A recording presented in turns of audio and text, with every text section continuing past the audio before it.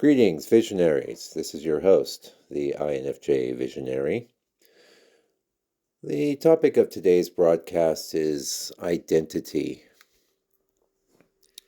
One of the reasons why I think INFJ content is really amongst the most popular content for the Myers-Briggs, I don't even like that word, community. I don't know what that means, but the people that are concerned about this way of looking at reality. uh, INFJ material, I think, totally dominates. And funny enough, we are one of the rarest types. So, how do you reconcile that? Well, I think you reconcile that by being aware, first of all, that the system, the archetypal system, was basically invented by an INFJ, probably as a way of trying to make sense out of, you know, people's approach to dealing with reality. It's good, though, with Carl Jung to keep in mind that in a lot of cases he was working with people that had mental problems.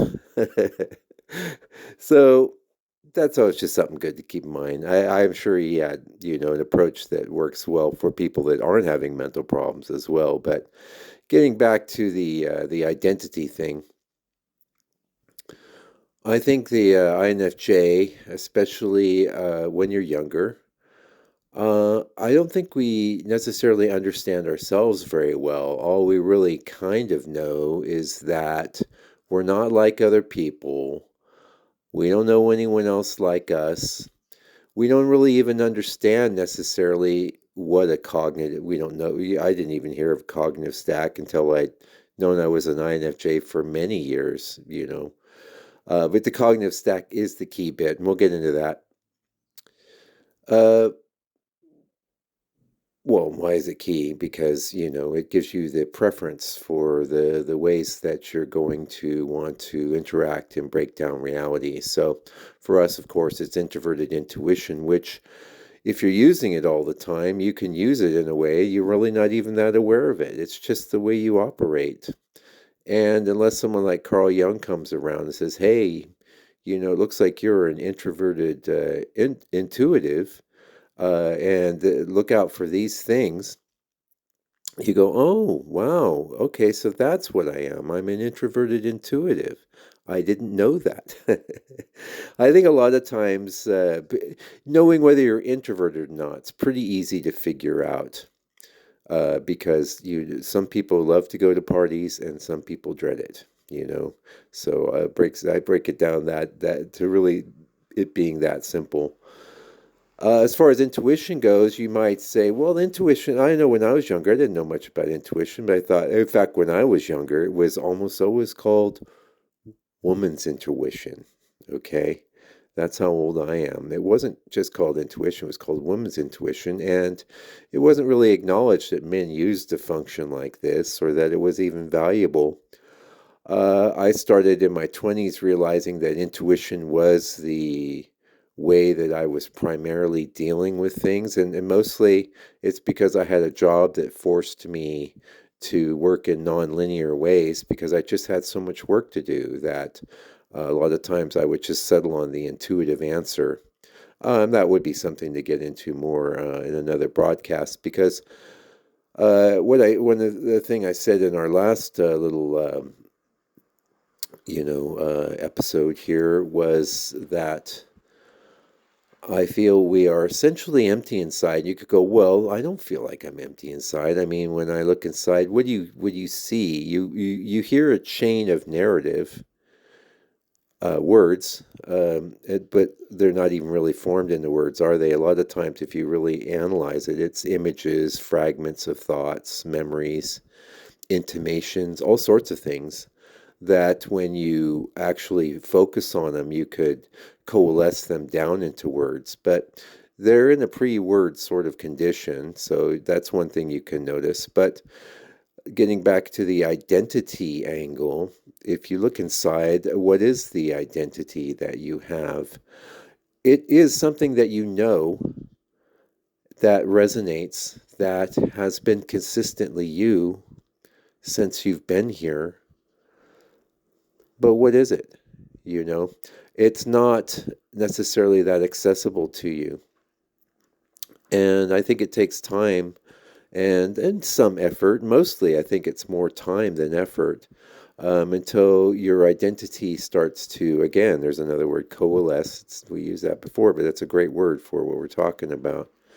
It starts to coalesce, it starts to firm up. And much like the hermit crab analogy I used in our last episode as well, much of what constitutes identity for INFJ is things that we felt were effective or that we resonated with or were complementary with what we felt we are. So it's not that we're nothing, it's more that the idea of identity for us is a bit hard to wrangle with. It's a bit hard to pull out and for us to look at it. And I think that's why there's so many videos on YouTube discussing INFJ this, INFJ that, because INFJs, once they figure out, oh, I'm an INFJ, and they rarest or not, who it doesn't really matter because you're stuck with you. You know what I mean? And the reason why, just going to speak for myself, I'm an INFJ. The reason why I've always been looking for INFJ content is because I want to understand myself better. I think some of the other types don't have this problem nearly as much. They understand what they are and how they operate. They don't even care that much about it. But for us, it's really important, and it ties into the things that give meaning to our lives. And I'm not going to diverge into that. I think meaning will be the topic of another broadcast, and that'll be a good one to go over. But getting back into, I have to keep myself on the straight and narrow. And I don't know if you're like me, but I'm very much a sidebar type of person. I can see all of the things related to the thing I'm talking about and how they all tie together and build up to create something. And that's very much what identity is. And uh, so you know who you are, you know what you are, but in a sense, you want to know more about it. You don't necessarily understand how you operate. And once your eyes have been open to it, and I believe that's the beauty of the learning about the cognitive stack, learning how about your preferences for dealing with reality, and especially those top three functions, because those are all primarily in the conscious realm. The extroverted sensing function is still a conscious function. It's not an unconscious function, but it's very weak in us, and it supports a bit very weak yet very essential. You can't be an INFJ without the extroverted sensing function. You would be something else, you know. Anyway, so keep researching. You know, I just had a little scan here prior to starting our broadcast today. What's happening on INFJ YouTube, and it's the good old INFJ Circle. God bless you. He's out there doing his bit. I don't watch a lot of his stuff because he's a little like. Well, he's got his back against a wall, is how it feels like to me. And one of the reasons that I don't do a camera facing sort of thing too, is I don't want my back up against a wall, you know. I just want to express my opinions, and I guess I can be a bit harsh as well. But hopefully you're getting some value.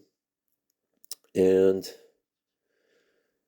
yeah, I think it's great to just put INFJ in. I like to sort by the date things have been uploaded. That's the way to kind of dial into.